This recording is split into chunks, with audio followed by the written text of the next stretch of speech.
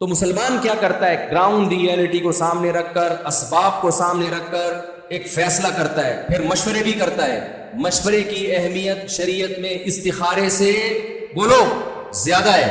آج کاموں کو استخاروں کی بھیٹ چڑھایا جا رہا ہے، جو کرنے کا کام ہے مشورہ وہ نہیں لیا جا رہا، اور جو استخارہ سنت ہے وہ کیا نہیں جا رہا۔ میں بار بار یہ بات بتاتا ہوں، استخارے میں نکلتا کچھ بھی نہیں ہے۔ استخارہ اللہ سے مشورہ نہیں ہے۔ اگر استخارہ اللہ سے مشورہ ہوتا تو پھر اللہ سے مشورے سے بعد مخلوق سے مشورے کی اجازت ہوتی؟ دیکھو، ایک کینسر کا اسپیشلسٹ بیٹھا ہوا ہے، آپ کو اللہ نہ کرے کینسر ہو گیا، آپ اس سے مشورہ لے رہے ہیں کہ مجھے علاج کہاں سے کرانا ہے اور کتنا خرچہ ہوگا، امریکہ جا کے علاج کروں یا پاکستان میں ہی کروں وغیرہ وغیرہ۔ اس سے مشورہ لیا، اس کے بعد آپ ایک پلمبر سے مشورہ لے رہے ہو، یار مجھے کینسر ہو گیا تو بتا۔ وہ کہے گا یار ابھی آپ تھوڑی دیر پہلے کس سے مشورہ لے رہے تھے؟ آپ لوگ میرا خیال ہے میں ٹی وی میں آ رہا ہوں تو تھوڑا سا ساتھ ہے نا۔ وہ کہے گا آپ تھوڑی دیر پہلے مشورہ لے رہے تھے کینسر، بلکہ کینسر کے اسپیشلسٹ کو غصہ آئے گا، کمبخت تیری نظر میں میری اور پلمبر کی کوئی فرق نہیں ہے؟ جب تو نے مجھ سے مشورہ لے لیا تو اب کسی جمعدار سے تو کینسر کے بارے میں مشورہ لے رہا ہے۔ تو اللہ کے مقابلے میں مخلوق کی کوئی اوقات ہے؟ تو اگر استخارہ اللہ سے مشورہ ہے اور اللہ خواب میں آ کے آپ کو بتائے گا کہ کرو یا نہیں کرو، ریڈ کا مطلب نہیں کرو، گرین کا مطلب کر لو، کالے کا مطلب مت کرو، اور وائٹ کا مطلب کر لو، لوگوں نے یہ بنائی ہوئی باتیں، تو پھر قرآن میں پبلک سے مشورے کی اجازت، یہ حکم ہوتا؟ قرآن میں سورہ شورا نازل ہوتی جس کا نام ہی مشورہ ہے۔ قرآن میں یہ ہوتا وَأَمْرُهُمْ ذُو شُورَىٰ بَيْنَهُمْ، ان کے اہم معاملات مشورے سے طے ہوتے ہیں، یہ ہوتا قرآن میں۔ تو اس سے صاف پتہ چلتا ہے استخارہ مشورہ بولو نہیں ہے۔ جب مشورہ نہیں ہے تو جب ہم کسی سے مشورہ لیتے ہیں تو سامنے والا اپنی رائے دیتا ہے، جب مشورہ نہیں لیتے تو رائے دیتا ہے پھر وہ، بلکہ ہم اس کو ڈانٹ دیتے ہیں کہ میں نے آپ سے پوچھا ہے۔ ایک بھکاری کے پاس نا ایک خاتون کے پاس ایک بھکاری آیا، ہٹا کٹا تھا، اللہ کے نام پہ کچھ دے دو۔ اس نے کہا شرم نہیں آتی اتنے ہٹے کٹے ہو کے بھیک مانگتے ہو؟ اس نے کہا میں بھیک مانگ رہا ہوں، مشورہ نہیں مانگ رہا آپ سے، جو مانگ رہا ہوں وہ دے سکتی ہے تو دیں، باقی چیزیں جو نہیں مانگی ہیں وہ دینے کی بالکل ضرورت بولو۔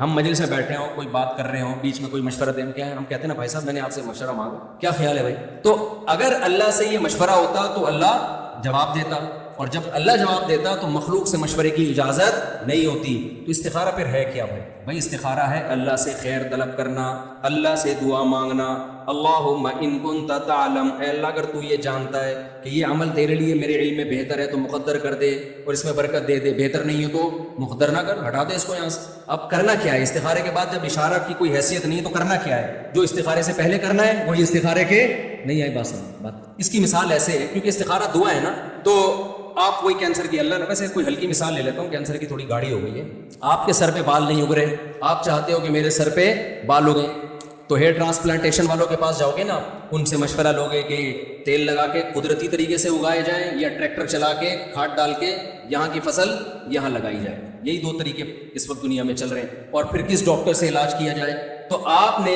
میں بات ہی دماغ سے نکل گئی میری جو میں مثال دینا چاہ رہا تھا، یہ کینسر ہی کی ٹھیک تھی یار۔ اس میں ایک سگریٹ کے ڈبے پہ لکھا ہوا، سگریٹ کے ڈبے پہ لکھا ہوا ہوتا ہے نا، خبردار سگریٹ کینسر کے لیے نقصان دہ۔ ایک آدمی دکان پہ گیا، اس نے سگریٹ خریدی، اس پہ لکھا ہوتا ہے خبردار سگریٹ پینا مردانہ قوت کے لیے، مردانہ قوت کی کمزوری کا ذریعہ ہے۔ اس نے فوراً واپس کی بولا وہ کینسر والی دے دے بھائی، تو کون سی دے؟ لوگوں کو کینسر قبول ہے، دوسری بیماری قبول ہے، کہتا مر جائیں۔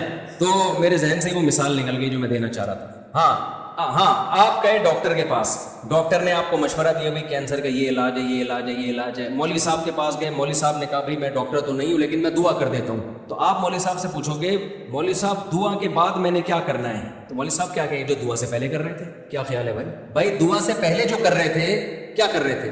کینسر کو دور کرنے کے دنیاوی اسباب اختیار کر رہے تھے، اور کینسر کو دور کرنے کا دنیاوی سبب کیا ہے؟ کینسر اسپیشلسٹ کے پاس جانا۔ تو وہی پہلے بھی تھا، دعا کے بعد بھی کیا ہوگا؟ وہی ہوگا۔ تو استخارہ بھی دعا ہے، استخارے سے پہلے بھی وہی کرنا ہے جو استخارے کے بعد کرنا ہے، کوئی نیا کام نہیں کرنا۔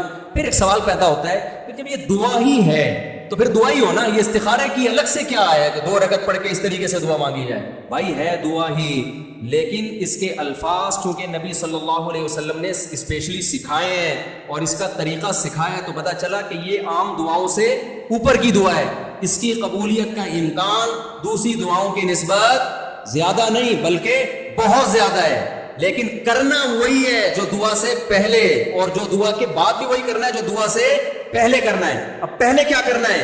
کامیابی کے اسباب اختیار کرنے. اور کامیابی کے اسباب میں سب سے اہم ترین سبب ہے اس کام کے ماہرین سے مشورہ لینا.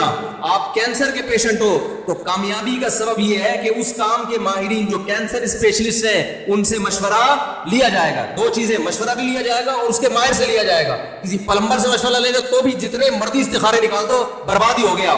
بہت سے لوگ کہتے ہیں ہم نے تو 20 استخارے نکالے تھے پھر بھی ناکام ہو گئے. بھائی وجہ اس کی ہے کہ اس کام کے جو دنیاوی اسباب ہے نا کامیابی کے، وہ آپ نے اختیار نہیں کیے. کیونکہ دعائیں جب قبول ہوتی ہیں جب آپ دنیاوی اسباب بھی اختیار کرتے ہو.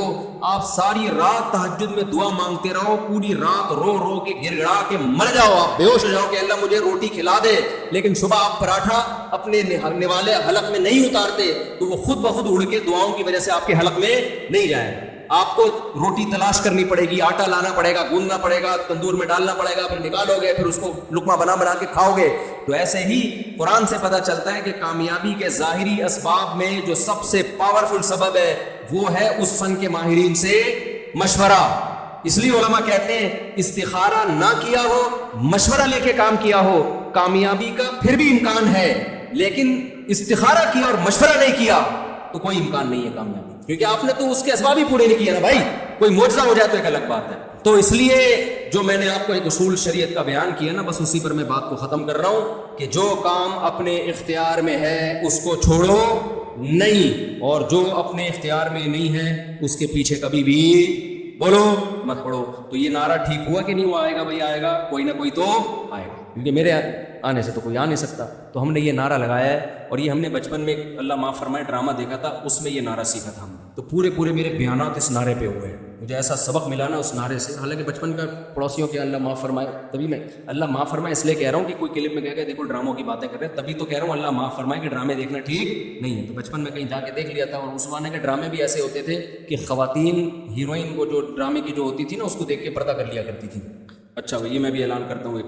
تو اس میں نا ایک دکھایا تھا کہ وہ بچے نعرہ لگا رہے ہیں الیکشن کے دنوں میں، آئے گا بھی آئے گا، کوئی نہ کوئی تو آئے گا. تو اس لیے اپنے دماغ کو بھائی صرف ایک طرف لگاؤ. نبی صلی اللہ علیہ وسلم نے فرمایا، بس یہ حدیث کا ترجمہ کر کے بیان ختم کرتا ہوں، من کانت الآخرۃ ہمہ جعل اللہ غناہ فی قلبہ وجمع له شملا واتته الدنیا وہی راغمہ.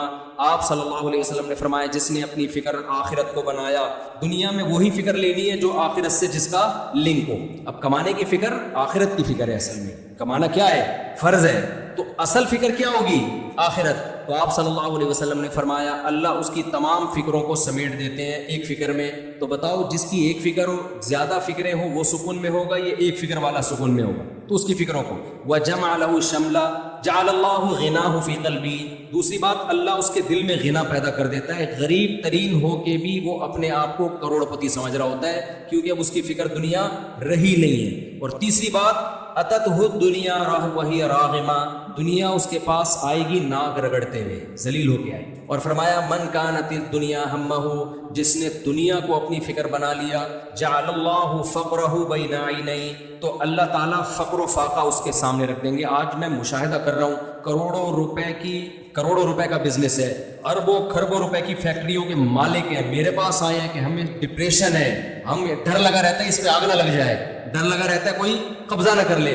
میں کہتا ہوں بھائی اتنا پیسہ تمہارے پاس بینکوں میں ہے، یہ پوری بھی تباہ ہو جائے نا تو 7 نسلیں کھا سکتی ہیں. اور یہ وہ لوگ ہیں جو ٹوپی اور داڑھی والے ان کی بات کر رہا ہوں. تو نبی نے فرمایا جس نے دنیا کو فکر بنا لیا تو یہ اس کی خوش فہمی ہے کہ دنیا آنے سے اس کا پیٹ بھر جائے گا، وہ خوش زندگی گزارے گا.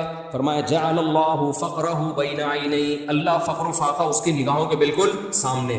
فقر و فاقہ آپ کا دشمن ہے، اور دشمن جب نگاہوں کے سامنے ہو تو کبھی سکون سے سو سکتا ہے آدمی؟ آپ کو ایک آدمی کے بارے میں ڈر ہے مجھے قتل کر دے گا، لیکن وہ رہتا ہے امریکہ میں رہتا ہے، ہوگا بھائی تھوڑا سا ہلکا ہلکا ڈر ہوتا ہے کبھی امریکہ سے آ کے مار نہ دو، لیکن آپ کو بتاؤ کہ یہ بندہ قتل کر دے گا یا یہ قتل کر دے گا، اور یہ ہر وقت آپ کے کوئی گارڈ کے بارے میں کہے کہ آپ کا گارڈ آپ کو مار دے گا اور گارڈز کو ہٹا بھی نہیں سکتے آپ.